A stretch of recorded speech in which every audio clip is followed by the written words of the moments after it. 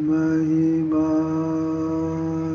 कही न जाय, जो कछु कहो तुमरी कृपा, मोते कछु न बसाय।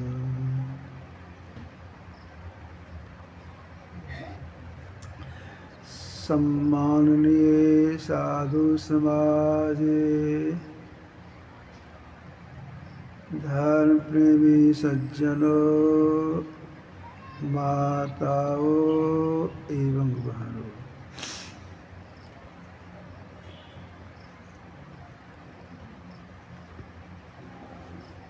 सत्संग में बैठने के तरीके से बैठना चाहिए। बैठने का तरीका क्या है?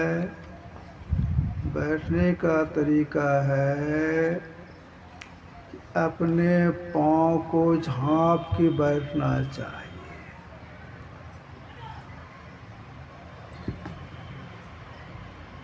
अपने पाँव को क्यों झाँप के बैठना चाहिए? एक बात मैं सुनाता हूँ अपनों को।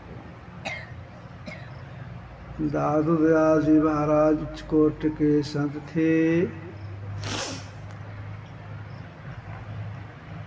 ये मंच पर बैठ करके भक्तों को उपदेश दे रही थी।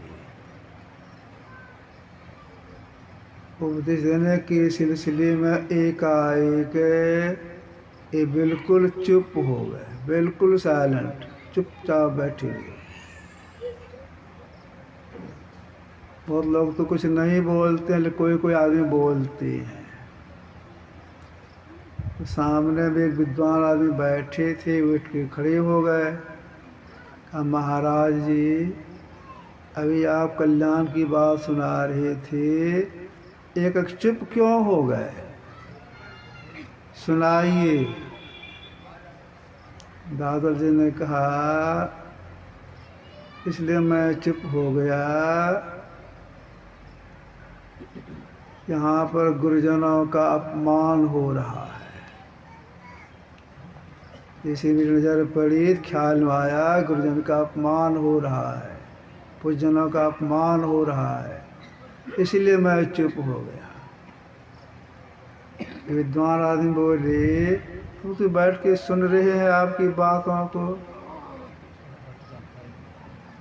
अपमान तो किनका नहीं कर रहे हैं। सुनिए, इस सत्संग में सूक्ष्म रूप से देव और देवियाँ भी आते हैं, गुरुजन भी आते हैं जो सिर त्याग किए हुए हैं। उनको खुला पैर दिखाना, उनका अपमान करना होता है। लोग खुला पैर करके बैठे थे, गलती महसूस किए, पैर झाँप करके फिर बैठने लग गए। तो जब भी सत्संग आवे तो पैर को झाँप करके बैठें, सीधी तन करके बैठें, शांत हो करके बैठें।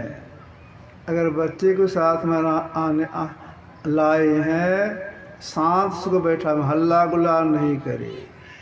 हल्ला गुल्ला करने से बच्चे के द्वारा बाधा पड़ जाती है, बाधा नहीं डलवाना चाहिए।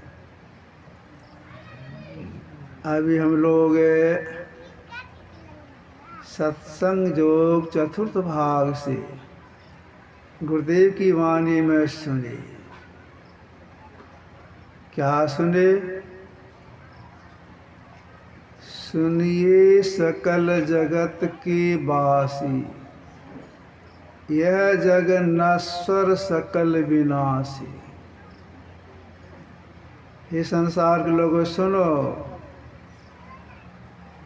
सुनिए सकल जगत के वासी, यह जग नश्वर सकल विनाशी। यह सारा संसार विनाशशील है। ठीक से सुन लो इस बात को, संसार नाशवान है।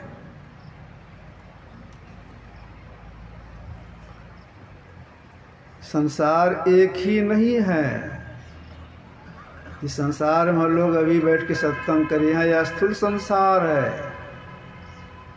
इसके बाद सूक्ष्म कारण, महाकारण, केवल संसार भी है। सब विनाशील है। जितने भी संसार हैं उसको दो भागों में बांटा गया है। एक प्रकृति द्वैतपत्ति लय हुए प्रभु की माँ से, ये अजा अनाद्या स्वयं है। हरगिज में कहना चाहिए सारा संसार, दोनों प्रकृतियां सब के सब नश्वर है, कोई स्थिर रहने वाला नहीं है। स्वर्ग के रहने वाले भी स्थिर नहीं हैं। 7 स्वर्ग है, 7 स्वर्ग में जो रहने वाले देव देवियां हैं वे भी मुक्त नहीं है, आवागमन चक्र में पड़ी, उनकी भी मृत्यु होती है, उनका भी जन्म होता है। हम लोगों ने ग्रंथ पाठ में गुरुदेव की वाणी में सुना, 7 स्वर्ग हो किर निवासी, दिव्य देव समित विलासी, कोई सभी बटोही, सब बटोही राय मुसाफिर हैं। तो सारा संसार नश्वर है, विनाशील है। क्या हम लोग शरीर नश्वर नहीं है? हम लोग शरीर भी नश्वर है, इसका भी नाश होगा। जब शरीर का नाश हो जाएगा, क्या मेरा भी नाश हो जाएगा? हम शरीर में रहने वाले जीव हैं, जीव का नाश नहीं होगा, शरीर का नाश होगा। सृष्टि काल से यह होता आ रहा है। जितने भी लोग लोकांतर सबका नाश होता, लेकिन जैसा जीव का किसी काल में नाश नहीं होता है। जीव शरीर धारण करता है, छोड़ता है, शरीर धारण करता है, छोड़ता है। शरीर धारण करने में, छोड़ने में जीव को बड़ा कष्ट होता है। उन कष्टों से जीव सदा के लिए बच जाए, इसी के लिए महापुरुषों ने उपदेश दिया। अभी लोगों ने कभी सब की वाणी में सुना, निधड़ कर बैठा नाम बिनु चीतिन कराए पुकार, यह तम जल का बुध उदा बिरसत नाही बार। बेधड़ बैठे हुए हो, गफलत में बैठे हुए हो, और अपना कल्याण चाहते हो, नाम भजन करो।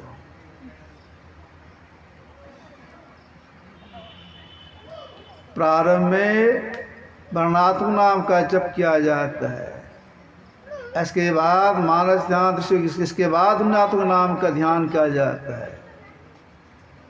तो प्रारंभ में एक नाम का जप करने के लिए महापुरुषों ने कहा, और नाम जप करने में श्रद्धा चाहिए और विश्वास भी चाहिए।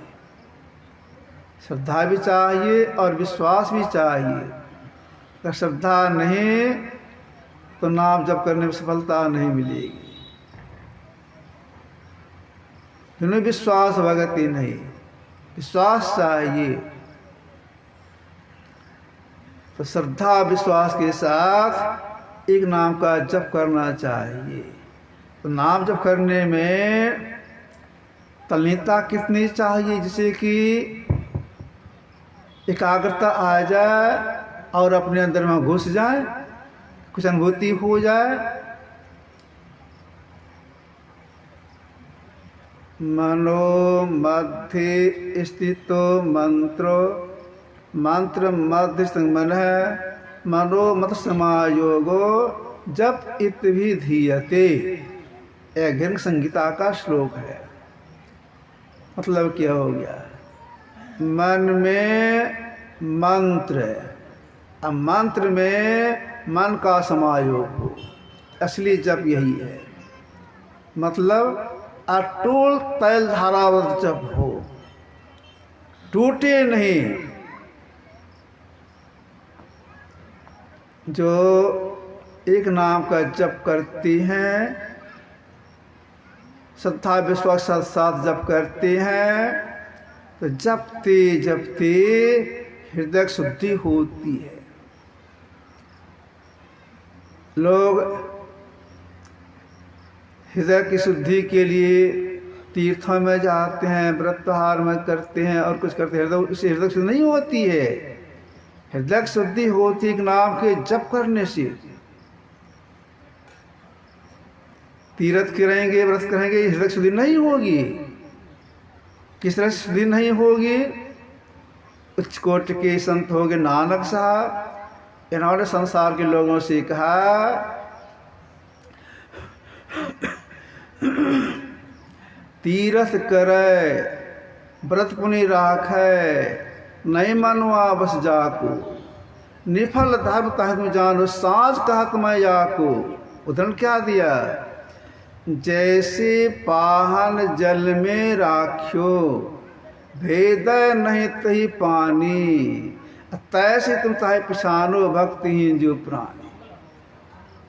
पत्थर को आप पानी में दे दें, 1 साल 2 साल 10 साल 20 साल छोड़ दे पानी में उसको, 10-20 साल के बाद उसको निकालेंगे, तोड़ेंगे, फिर तो सूखा सूखा दिखाई पड़ेगा। ठीक ऐसे ही बाहरी उपासना से, बाहरी भटकन से हृदय शुद्धि नहीं होती है।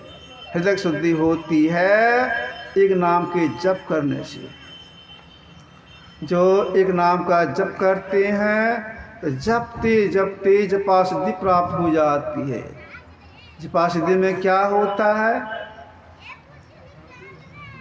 एक उच्च कोटि के महापुरुष हो गए तुलसीदास जी महाराज, इन्होंने संसार के लोगों से कहा जपा सिद्धि में क्या होता है? मंत्र तो बहुत छोटा जपने से सिद्ध कर दिया, सिद्ध कर लिए मंत्र को, उससे क्या होता है? तो इन्होंने कहा मंत्र परम लघु, जास वस विधि हरि हर सुर सर्व, महामत गजराज के बस कर अंकुश खर्व। मंत्र परम लघु, लघु अर्थ तो छोटा, उसे विशेष लग गया परम मतलब बहुत छोटा। मंत्र परम लघु, अगर मंत्र को सिद्ध कर ली जब करके लाभ क्या मिलेगा? महामत गजराज का बस कर अंकुश खर्व। जितने देव देवियां हैं सब के बस में हो जाए। कैसे?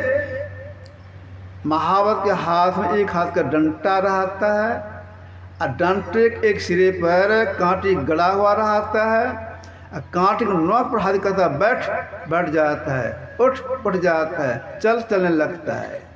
इस तरह से अगर कोई मंत्र को सिद्ध कर लेती हैं, ब्रह्मा विष्णु महेश सब देवता उनकी बस में हो जाते हैं। कुंती, पांडवों की माँ कुंती, अपने पिता के दोस्त थे, मन दोस्त पिता के पास रहती थी। उनका नाम था कुंती भोज। कुंती भोज को पुत्री नहीं थी, इसको ले लिए थे तो पुत्री मानते थे, इसका नाम रख दिया कुंती।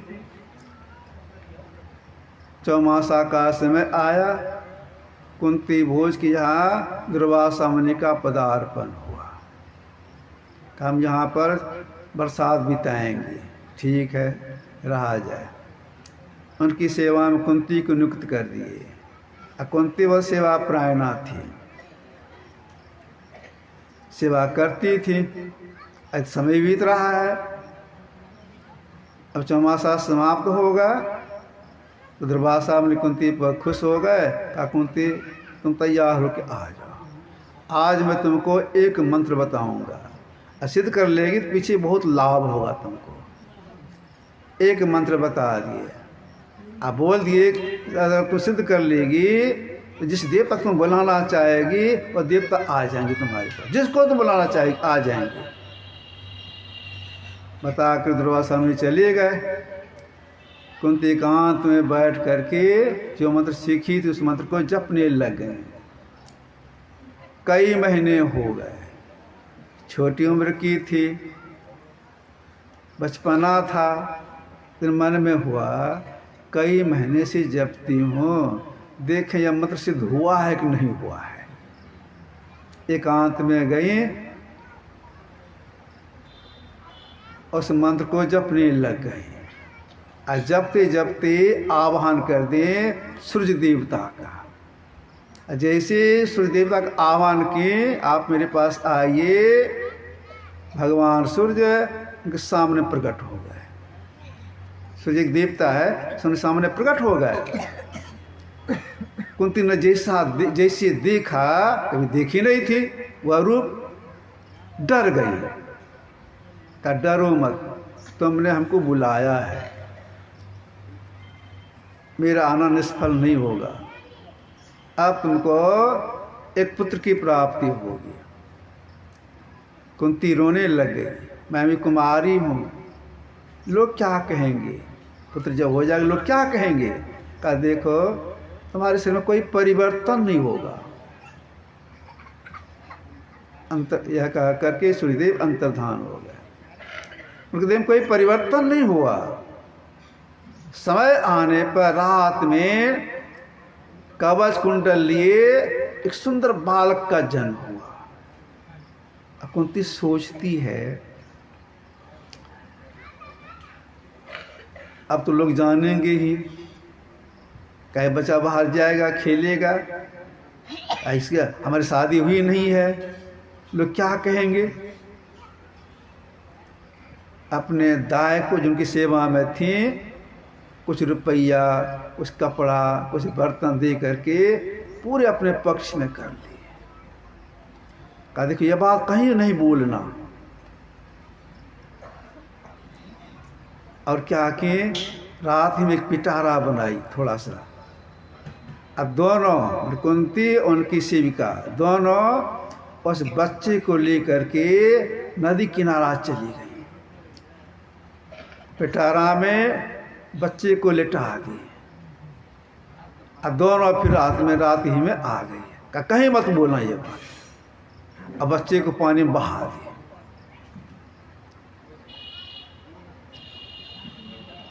बच्चा बहाते बहाते कुछ दूर आगे बढ़ा, तब तक मैं भोर हो गया। धृतराष्ट्र के रथ चलाने वाले जो थे, अधिरथ है, वे नदी में स्नान करने के लिए गए थे। रोज जाते थे, उस दिन भी गए भोर में। देखते हैं एक पिटारा है, उसमें एक छोटा सा बालक है, लेकिन बड़ा सुंदर है। दया आ गई, उस बच्चे को गोद में लिए अपना घर आए। उनकी पत्नी का नाम था राधा। राधा को देती है, इस बच्चे को बेटा मानो, तुम्हारा बेटा है, हमारा बेटा है। जैसे राधा देखती है सुंदर बालक कब्जों में ली हुई है, पुत्र से नहीं बढ़ गया, आ गया, और उनका स्तन से दूध भी निकल गया। वही राधा पालने पोसने लग गई। उसी का नाम पड़ा कर्ण। अब देखिए मंत्र के प्रभाव से कर्ण की उत्पत्ति हुई।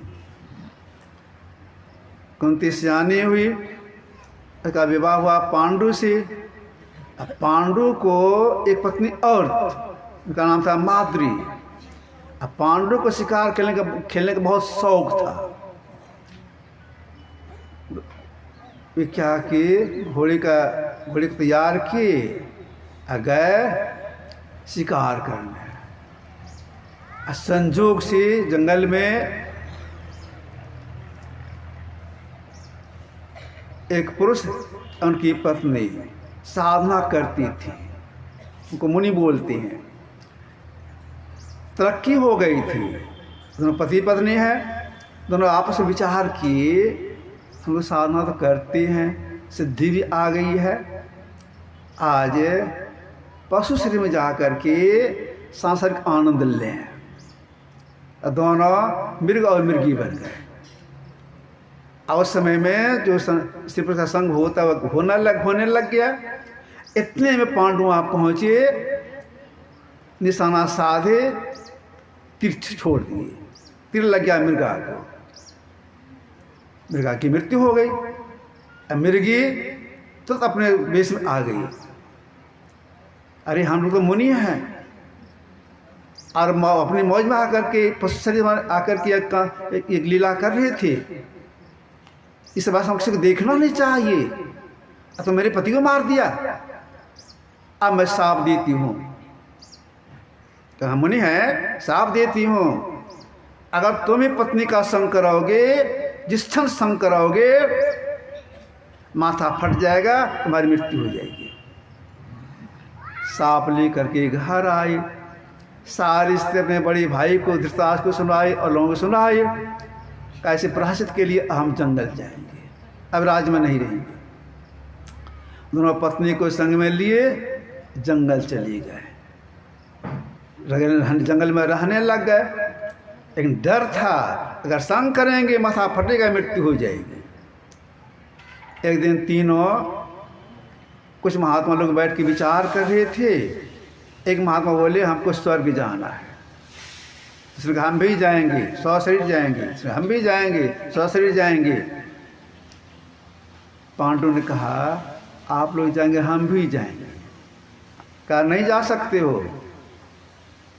क्यों नहीं जा सकते हैं? इसलिए तो वो पुत्र नहीं है।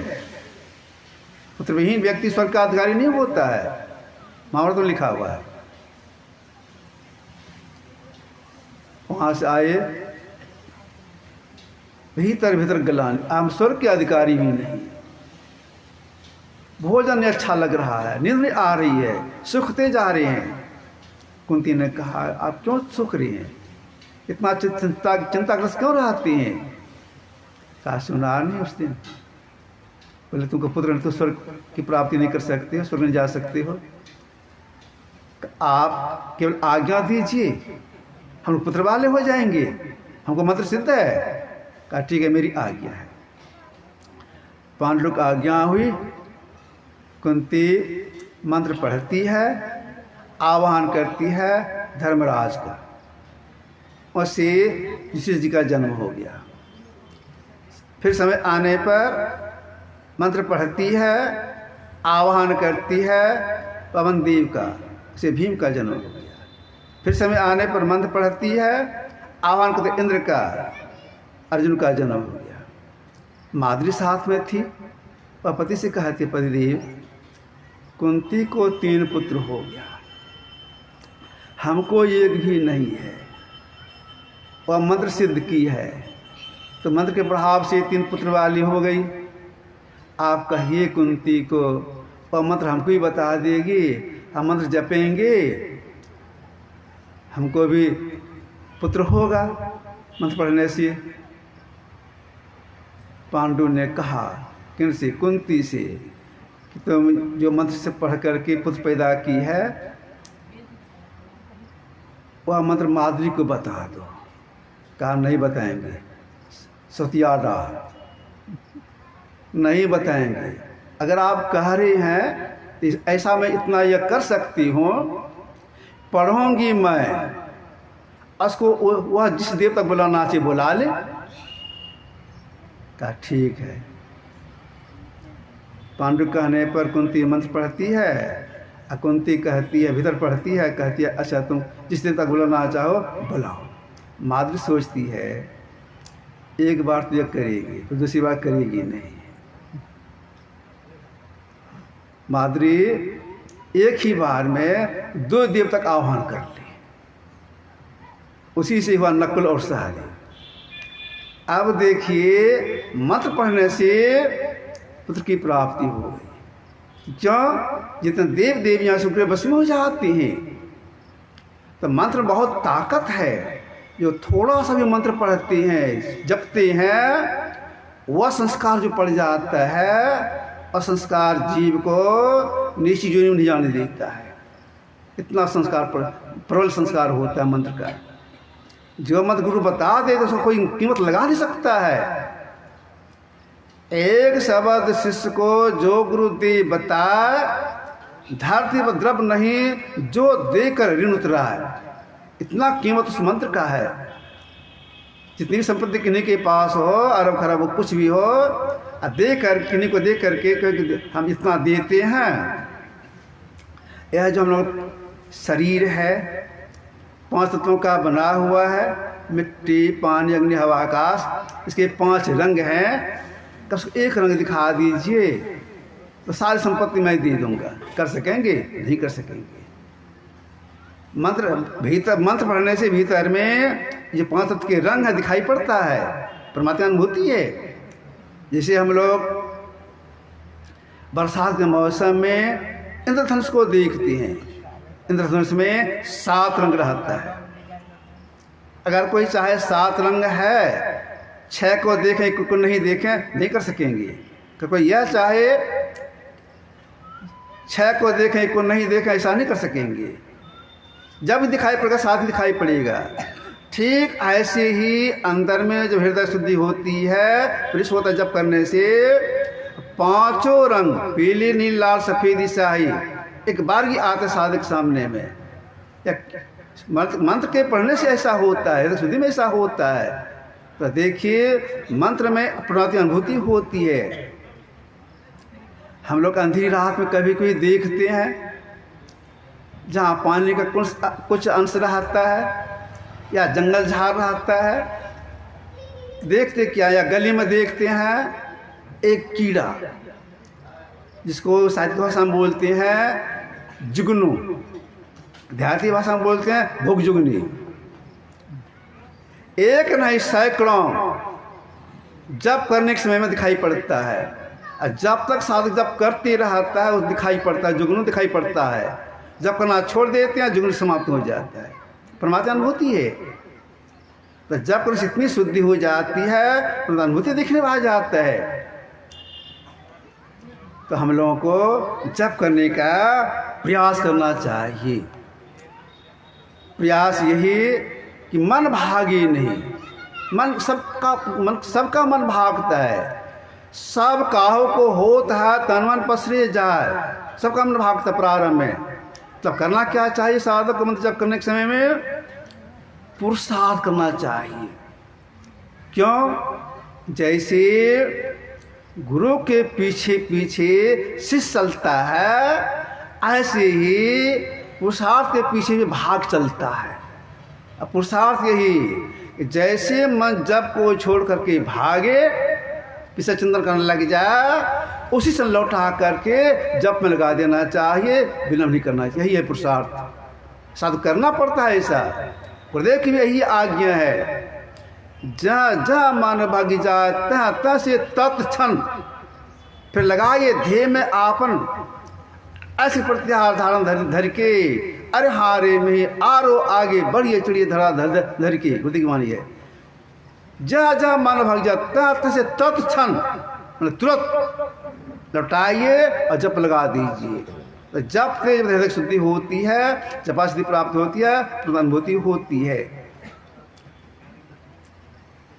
जप हो जाए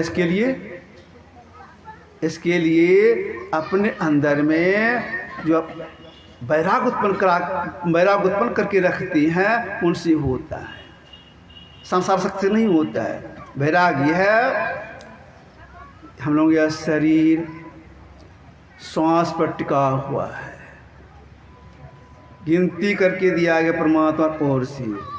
और जिस क्षण गिनती पूरी हो जाएगी हम जीव शरीर से निकल जाएंगे, इस शरीर को जला दिया जाएगा। हर क्षण भीतर में यह रही, कब श्वास गिनती पूरी हो जाएगी नहीं जानते हैं। यह श्वास है बहुत कीमत का है। कितना कीमत का है? कबीर साहब ने कहा, ऐसे मांगे मोल का एक श्वास जो जाए, 14 गुण पट तरे काय धुरी मिला है। 14 से बता देने पर भी गया श्वास वापस नहीं, कोई नहीं ला सकते हैं। तब करना क्या चाहिए? कबीर साहब ने फैसला दिया, क्या करना चाहिए मनुष्य को अपने कल्याण के लिए? जाकी पूंजी श्वास है, छिन आवे छिन जाए, ताको ऐसा चाहिए रहे नाम लौला। इनके भी श्वास हमको यह चाहिए हृदय शुद्धि के लिए, अपनी अनुभूति प्राप्त करने के लिए, कल्याण की ओर जाने के लिए, रहे नाम लौला है, परमात्मा नाम लेते रहना चाहिए। यह जानकारी कहाँ मिलती है? यह जानकारी इसी सत्संग से प्राप्त होता है। जब कहीं प्रेरणा कहाँ से मिलती है? इसी सत्संग से मिलता है। समय 9:30 बज गए, आपकी सेवा में रखा। बोलिए प्रेम से श्री सद्गुरु महाराज।